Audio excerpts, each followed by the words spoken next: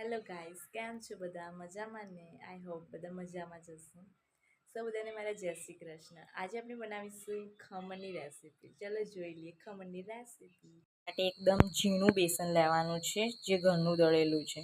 જે પેકેટવાળું બહારનું હોય છે તે ગાય છાપવાળું બેસન તે નથી યુઝ કરવાનું. આ મોરસવાળું પાણી છે, જે લીલા મરચાં આખા સમારેલા છે, રાઈ છે, અને આ આપણો ખાવાનો સોડા છે, લીંબુના ફૂલ છે, મીઠું છે ને લીમડાના પાન છે. હવે આની અંદર આપણે ચપટી હળદર નાખી દઈશું.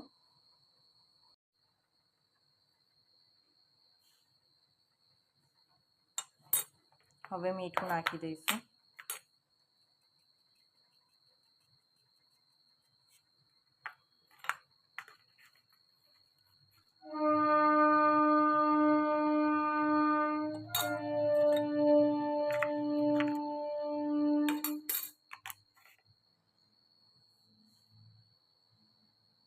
રસ અને લીંબુનું ફૂલના નાખેલું પાણી આપણે ઓગાળી દીધું છે. હવે થોડું થોડું મિક્સ કરીશું.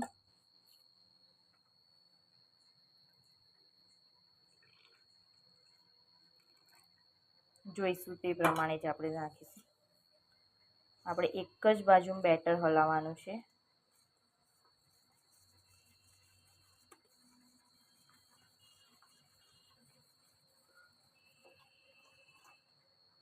થોડું ઓઇલ બી નાખીશું.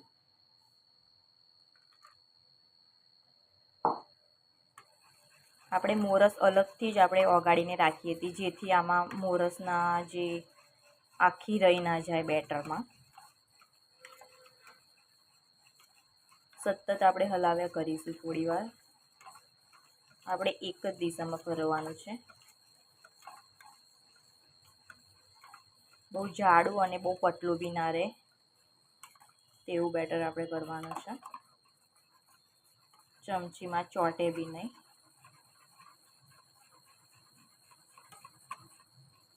થિકનેસ કંઈક આવે છે.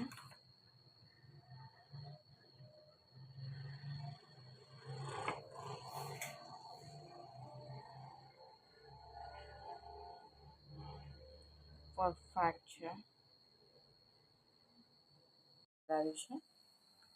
અંદર કાટલું મૂકી દીધું છે, પાણી થોડી વાર ગરમ થવા મૂકી દીધું છે, અને એક આપણે મોટી સાઈઝનું વાસણ રાખીશું, જેથી આપણા ખમણ સારી રીતે ફૂલી શકે.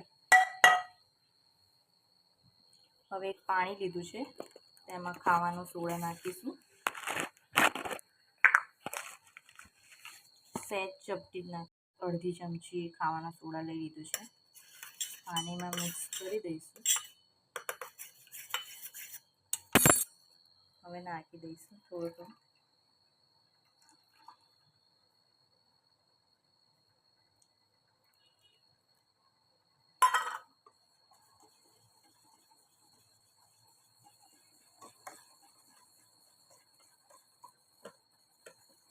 સતત હલાવ્યા કરીશું.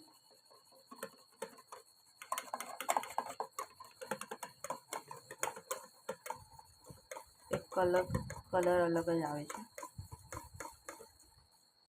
કાપડથી બાંધી દીધું છે ઉપરનું ઢાંકણું, જેથી હવા બહાર ના જઈ શકે અને ખમણ સારી રીતે આપણા સોફ્ટ અને ફૂલી શકે છે.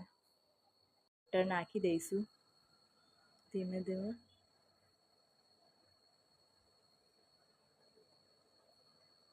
કરી દઈશું.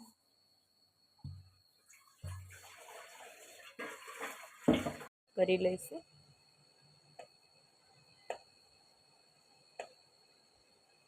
હજુ 5 મિનિટ આપણે ચડવા દઈશું.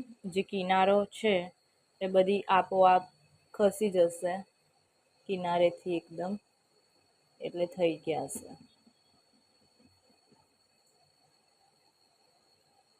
5 મિનિટ જેવું આપણે ચડવા દઈશું. શકો છો કિનારો આપણી હવે અલગ પડી ગઈ છે. હવે ઉતારી દઈશું. જોઈ શકો છો આપણું ખમણ સારી રીતે ફૂલી ગયું છે, અને એકદમ ઝીણી ઝીણી કણી પણ પડી છે. વઘાર કરીશું. તેલ ગરમ કરવા મૂકી દીધું છે. રાઈ થોડી આપણે વધારે નાખીશું તો ટેસ્ટ સારો આવે. પછી હિંગ નાખીશું, મીઠા લીમડાના પાન નાખીશું,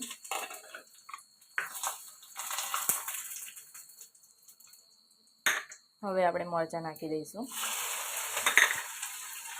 ચપટી મીઠું નાખી દઈશું, જો કે આપણે બેટરમાં તો નાખીશું જ.